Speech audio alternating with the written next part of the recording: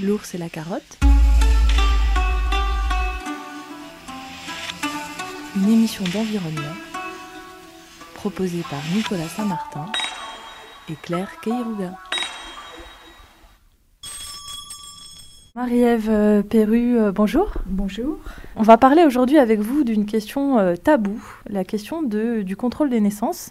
Et vous faites partie de l'association Démographie Responsable qui justement réfléchit à tout ça. Alors est-ce que vous pouvez d'abord présenter l'association ? Donc l'association Démographie Responsable est une association très récente et comporte actuellement environ 2000 membres sur l'ensemble de la France. Les sympathisants sont en général des défenseurs de la nature, des végétariens aussi, défenseurs des animaux, des décroissants économiques. Ça rassemble un peu différentes personnes, mais qui sont tous sensibles quand même à l'écologie. Alors vous-même, vous êtes écolo, on peut dire ? Oui, alors j'ai une sensibilité effectivement très proche de la nature. Je suis ingénieure de formation, spécialisée en génie urbain et tout ce qui touche à l'organisation technique des grandes villes. Donc notamment le traitement, la distribution de l'eau potable, le traitement des eaux usées, la gestion des déchets, la construction des bâtiments publics. Mais par mon métier, donc, j'ai pu réfléchir à un certain nombre de choses parce que je vois ces grandes villes, ces mégalopoles qui s'implantent, qui sont de plus en plus tentaculaires. Ça m'a fait réfléchir de voir de plus en plus de monde. Alors pour la petite histoire, on est ici donc dans un tout nouveau quartier de Paris, le quartier qui s'est construit suite à cette nouvelle bibliothèque nationale François Mitterrand. Et donc on est justement au cœur de ce que vous dites, une mégalopole, Paris, avec un plan de développement tentaculaire qui est complètement dans une logique encore de concentration des populations sur un espace réduit. Le Grand Paris, vous en avez entendu parler parce que ça contribue à cette logique de continuer à vider les campagnes. Oui, je suis complètement affolée. Je ne comprends pas nos dirigeants de vouloir nous pousser à faire un énorme Paris. En plus, je me suis rendu compte que pour faire tourner ces villes, il faut énormément d'énergie. Il faut construire tous ces bâtiments, chauffer tous ces bâtiments, amener l'eau, amener toute la nourriture pour ces millions de personnes. Il faut beaucoup d'organisation. Et alors, dans votre métier, justement, vu que vous êtes ingénieur spécialisé sur ces grandes infrastructures, cette question de la surpopulation, parce que c'est de ça dont il est question, quand on vit dans un environnement comme le vôtre, ici, Paris, dans votre métier, du coup, ça vous a éveillé à ces questions-là ? Ça a dû y contribuer. Et ce qui m'a un peu alertée, c'est le fait qu'on allait arriver au bout des énergies fossiles. Et je me suis demandé, mais comment est-ce qu'on va faire tourner tout ça ? Si du jour au lendemain, on n'a plus de pétrole, plus de gaz. C'est là où les énergies de substitution, on croit toujours qu'on va trouver une solution technique, les nouveaux gaz de schiste et toute la fracturation, ce qui se fait au Canada, aux États-Unis.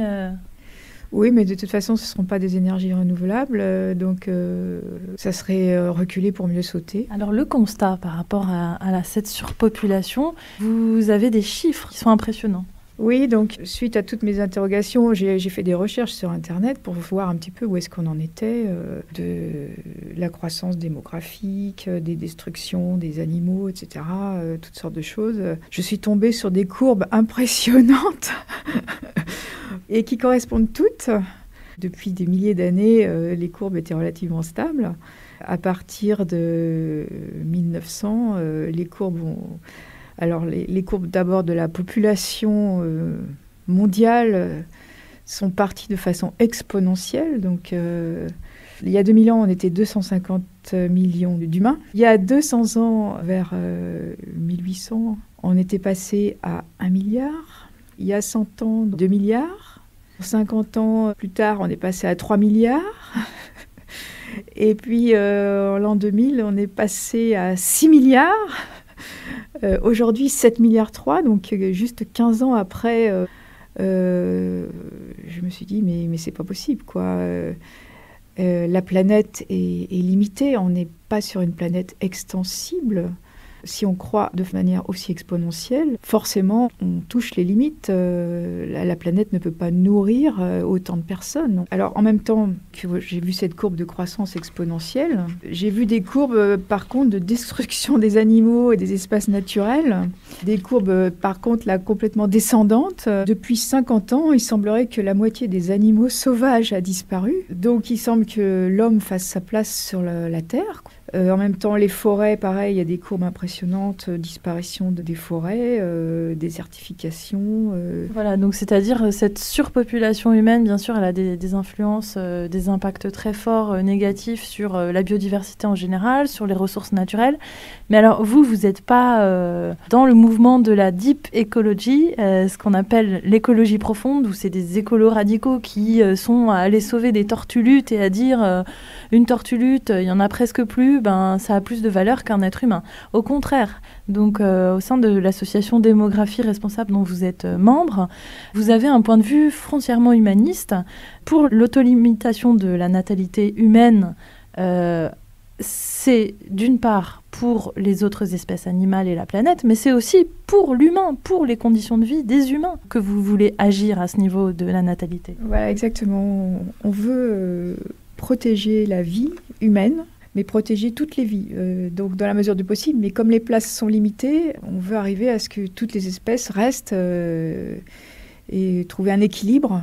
Mais si on fait des calculs scientifiques, si on veut qu'il y ait un petit peu de tout, il faut de toute façon limiter chaque espèce, parce que sinon, si une espèce prend le pas sur les autres, il n'y a plus d'équilibre, tout s'effondre, quoi. C'est comme tout, hein, il y a eu des limitations de la population humaine depuis très longtemps, parce qu'il y a eu, on retrouve ça dans la Bible, hein, par exemple les criquets qui ont pullulé, qui ont dévasté toutes les cultures. Ça faisait une régulation forcément, parce qu'on n'avait plus de céréales pour se nourrir, nous les humains. Il y a toujours des espèces qui à un moment donné vont plus ou moins pulluler, se développer, etc. Mais il y a eu la technique qui est venue aider l'espèce humaine, la médecine, etc., enfin qui fait partie de la technique, on peut dire.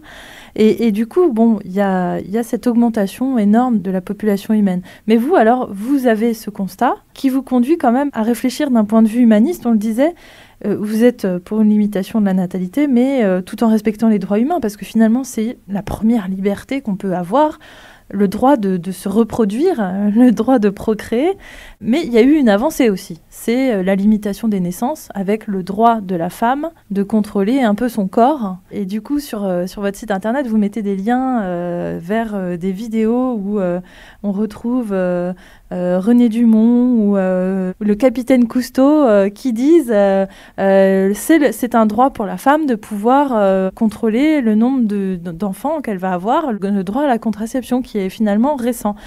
En France, on a cet accès à la contraception, on a cet accès à l'IVG qui n'est pas encore acquis dans tous les pays. Effectivement, dès qu'on a droit à la contraception, on constate que les femmes s'en emparent tout de suite et on a constaté que dès qu'on mettait à disposition la contraception, tout de suite les naissances diminuaient. On est actuellement donc dans un contexte mondial où quand même on voit, même dans les pays qu'on dit un petit peu moins développés, ayant un peu moins accès justement à toute cette contraception, on se rend compte quand même qu'il y a une tendance globale à avoir moins d'enfants à travers le monde.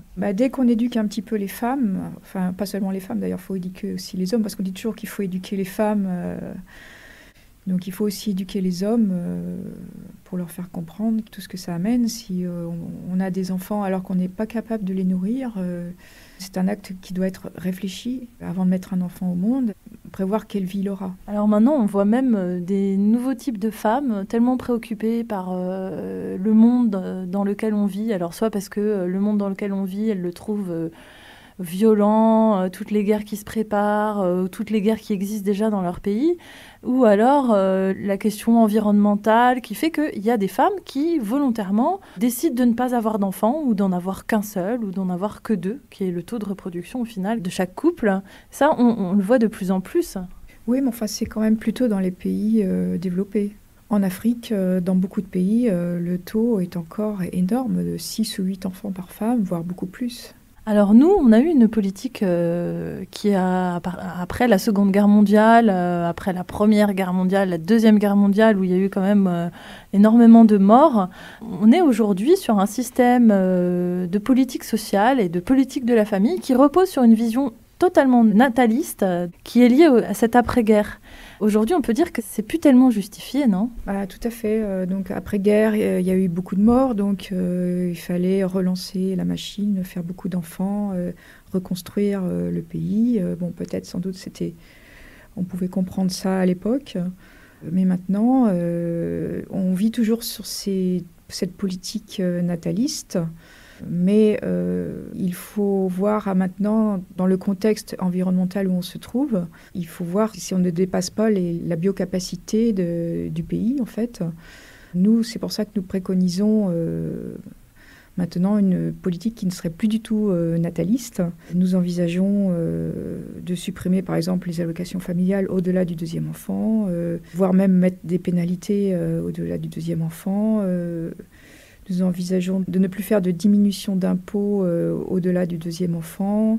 Oui, par le quotient familial, en fait, voilà, qui favorise à la fois les couples mariés par rapport aux célibataires, ce qui n'est pas forcément très juste, sachant tout ce qui tombe sur les épaules d'un célibataire, et qui favorise toujours donc les familles, et les familles nombreuses. On a des réductions un peu partout, quand on prend le train, etc., etc., quand on a une famille nombreuse. Et ça, donc pour vous, l'association Démographie Responsable, Marie-Ève Perru, vous trouvez que c'est plus justifié étant donné le problème de surpopulation ? Tout à fait.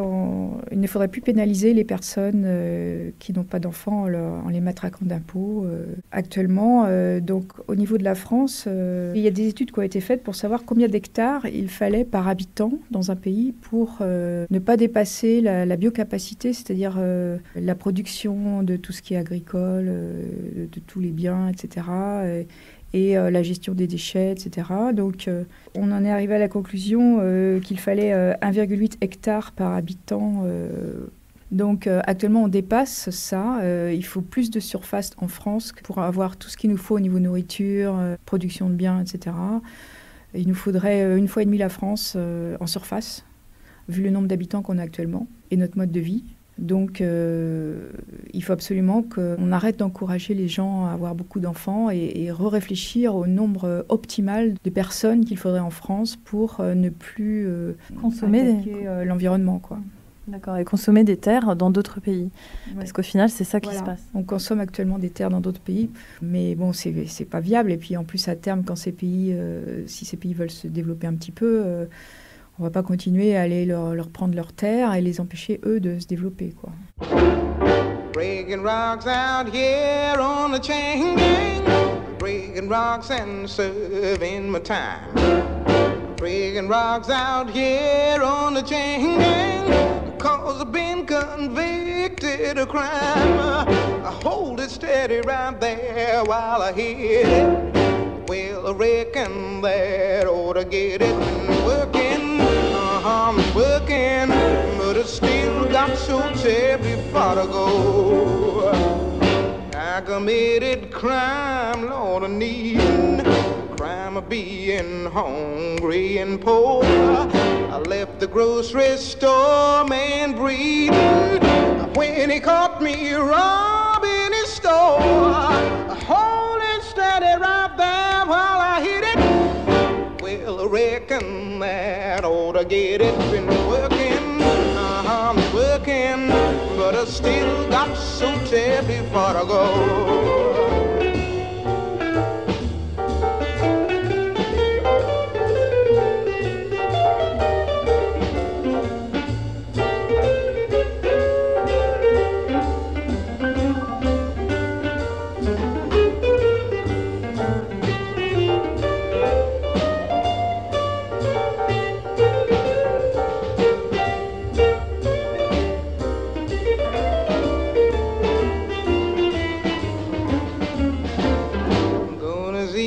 Sweet honey baby, gonna break this chain off the rung. I'm gonna lay down somewhere shady. Lord, the show is hot in the sun. Hold it steady right there while I hit been working, working, but I still got so terribly far to go.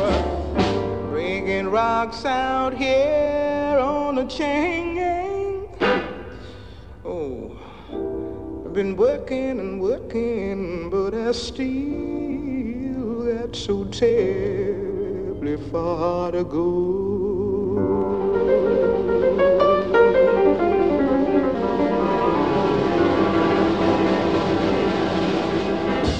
Marie-Ève Perru, cette question alors de la surpopulation, vous parliez de famine. Alors c'est vrai que c'est quelque chose qui revient toujours un peu, la peur de manquer de nourriture. Mais en fait, cette question de famine, c'est surtout lié à un système politique inégalitaire. Il y a beaucoup d'études, notamment de la FAO, l'organisation Food and Agriculture Organization, qui dépend des Nations Unies, qui montrent qu'il y a largement de quoi nourrir toute la population. C'est juste que c'est mal réparti entre les peuples et qu'aujourd'hui, si on a encore presque 1 milliard sur 7,3 milliards de la population qui est mal nourrie, mal nutrie, c'est parce qu'il y a une inégalité entre les peuples. Mais au final, on se rend compte que c'est cette question de la famine, qui est une peur liée à la surpopulation, ça a été aussi un élément modérateur d'autolimitation des naissances depuis toujours. C'était les famines, les épidémies et les guerres. Et au final, si on est trop nombreux sur la planète, eh ben, on va retomber dans les famines, les épidémies et les guerres. C'est justement qu'on veut éviter ça. C'est pour ça qu'il faut réfléchir pour l'avenir. Dans le temps, ces épidémies, ces guerres survenaient, mais à chaque fois, c'était épouvantable. Donc, si on peut éviter tout ça, autant faire tout ce que l'on peut dès maintenant, quoi. Donc, c'est pour ça, nous, on a plutôt une action préventive. On veut justement qu'il n'y ait plus de personnes qui meurent de faim, que tout le monde puisse avoir une vie agréable, parce qu'il ne faut pas réduire non plus la vie à juste manger et dormir. Parce que si on se contente de dire pour une vie agréable, il faut juste avoir de quoi manger, c'est quand même un petit peu insuffisant. L'homme est quand même plus complexe que ça. C'est pas comme un simple animal. C'est pour ça que restreindre le mode de vie, évidemment, on pourrait peut-être mettre plus de monde, 10 ou 20 ou 30 milliards de personnes, si on était tous une vie très précaire, mais même de chasseurs-cueilleurs, je ne suis pas sûre qu'à terme, ça puisse tenir longtemps, si on pourrait proliférer en vivant comme des tribus dans la forêt. On arriverait aussi à exterminer tous les animaux si on continue à proliférer, quoi. Donc, voilà, donc on préfère trouver des solutions, s'auto-restreindre pour qu'on puisse, moins nombreux, mais avoir tous, au nord comme au sud, une vie plus agréable, justement, où il n'y ait plus de famine, qu'on arrive à éradiquer les maladies. Alors bon, on est peut-être un peu utopiste. Alors, il y a aussi quelque chose que pourraient vous répondre pas mal de personnes qui sont peut-être plus âgées et qui ont justement vécu l'après-guerre en France. Quand on est plus nombreux dans un pays, on se sent une puissance de main-d'œuvre, des soldats, parce qu'avant, on était nombreux sur les champs de bataille. Aujourd'hui, on peut piloter des drones. Mais ce stock de population, pour la plupart des pays, encore aujourd'hui, dans les relations internationales, c'est vu comme une puissance économique, un stock de main-d'œuvre, des gens qui vont travailler et apporter de la richesse à un pays. Donc finalement, cette politique de la natalité, cette auto-limitation que vous souhaitez au sein de votre association Démographie Responsable, c'est une question très politique et très complexe parce qu'il faudrait que chacun y contribue, notamment par rapport à la question des guerres, quoi. Oui, en fait, nous, la solution, c'est d'adapter, comme je disais tout à l'heure, chaque pays à sa biocapacité. Donc, ça servirait à rien d'essayer qu'un pays soit de plus en plus nombreux. Quel serait l'intérêt? Donc, déjà, ils ne pourraient pas subvenir aux besoins des gens. Et s'ils sont seuls, le souci, c'est d'aller envahir les autres. De toute façon, comme tous les autres pays maintenant sont pleins, il faudrait tuer tout le monde pour prendre leur place. Mais ce qu'on pourrait vous dire, par exemple, c'est « Mais oui, mais de toute façon, en France, on est arrivé à un taux de reproduction à 2,1. » Donc ça veut dire on est déjà quelque part en auto-limitation des naissances. Les familles françaises ont déjà atteint ce seuil de reproduction, mais on n'est pas en train de se multiplier énormément, nous, en France. Donc s'il y a tous ces pays autour qui se multiplient ou ils se multiplient, on va finir par se faire écraser. Je veux dire, il y a vraiment une vision un peu guerrière. Il y a ça qui reste dans les esprits des gens. Oui, je pense notamment que les pays africains, par exemple, n'ont qu'une idée en tête, c'est de venir chez nous pour habiter chez nous et avoir une vie agréable. Mais on ne peut pas accueillir 1 milliard d'Africains en Europe, l'Europe étant déjà pleine. Donc, c'est ce qu'on voit actuellement, tous ces gens qui se précipitent, malheureusement. Comment faire, quoi? Donc, pour nous, la solution, de toute façon, c'est déjà d'arriver... Alors ça, je ne sais pas comment on va faire, arriver à convaincre les pays africains d'arrêter cette croissance démographique, convaincre les religions aussi, les politiques. Oui, parce que là, il y a un aspect culturel aussi, effectivement, religieux, de la vie qui est sacrée. On l'a bien vu lors du débat en France sur le pape. Le pape qui a dit qu'il fallait plus se comporter comme des petits lapins. Effectivement, là, j'étais agréablement surprise et très étonnée qu'enfin ils se rendent compte, après un voyage c'était en Indonésie ou je sais plus dans quel pays asiatique, où ils se sont rendus compte que c'était plus possible. C'est un grand pas, parce que depuis le temps que la religion catholique dit qu'il faut croître et multiplier, alors c'était bien il y a 2000 ans, quand on n'était que 100 millions de personnes, mais quand on arrive à 7 milliards, peut-on encore dire aux croyants, il faut continuer à croître et multiplier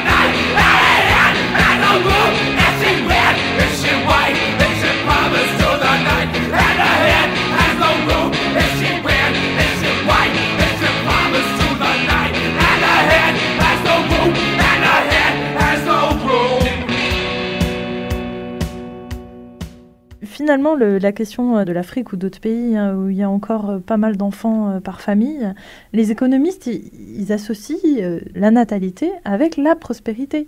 Il faut une certaine régulation de la natalité pour être prospère. Oui, voilà, parce que... De toute façon, ça s'applique à... On prend déjà une famille en France pour être bien, avoir une vie correcte. On a compris maintenant qu'il ne faut pas avoir une flopée d'enfants. Alors, juste pour la petite histoire, Marie-Ève Perru, vous avez combien d'enfants ? Est-ce que vous êtes démographiquement responsable?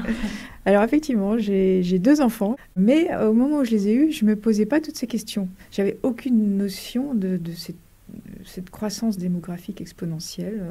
Je n'avais pas réfléchi. Il se trouve que j'en ai eu 2 par la force des choses. Mais maintenant, après avoir fait ce chemin intellectuel, je suis bien contente d'en avoir eu que 2.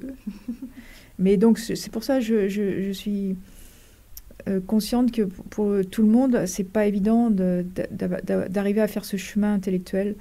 Et je comprends que plein de gens n'aient pas encore vu ce problème et continuent d'agir comme ils ont été élevés dans le croître et multiplier.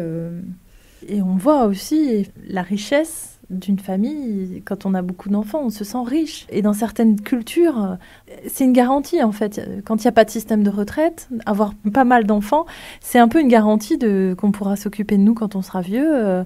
Mais alors du coup, on va dire le retour de bâton aujourd'hui, ce qui fait que dans certains pays comme en Espagne, moi j'ai entendu des femmes en Espagne dire « je ne vais pas avoir d'enfants maintenant, je ne peux pas, économiquement, je ne peux pas avoir d'enfants ». Donc la crise économique, finalement, pour vous, est-ce que vous pensez que c'est quelque chose de bien finalement, l'arrêt de la croissance de l'économie, finalement, ça peut être de fait une solution pour limiter les naissances. Oui, enfin, on ne peut pas dire que la crise économique soit quelque chose de bien.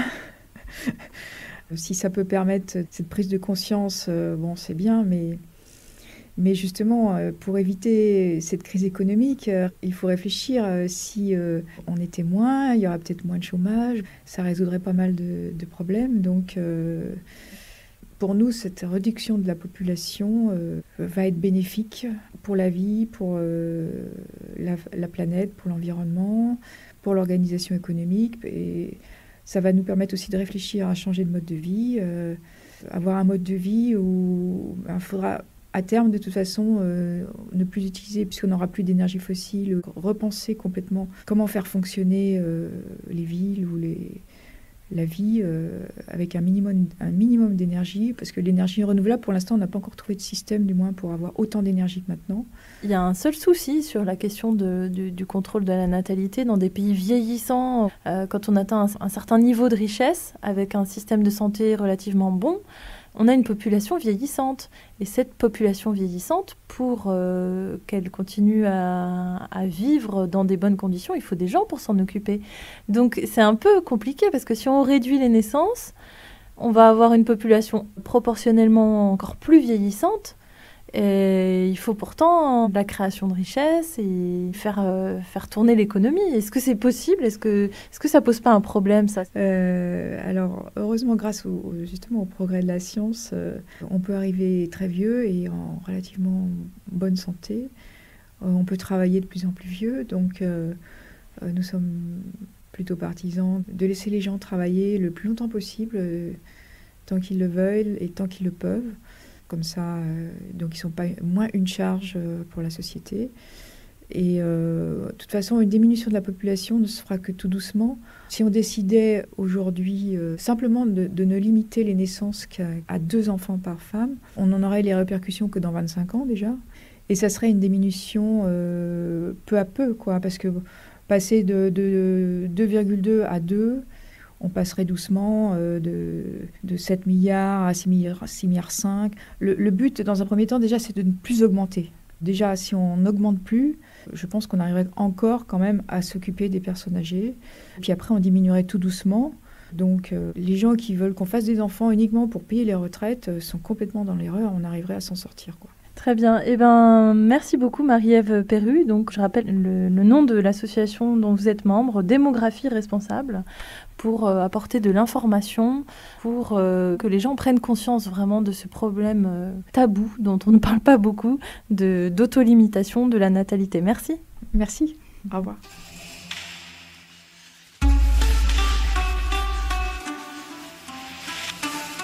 C'était L'ours et la carotte, écoutable sur Internet.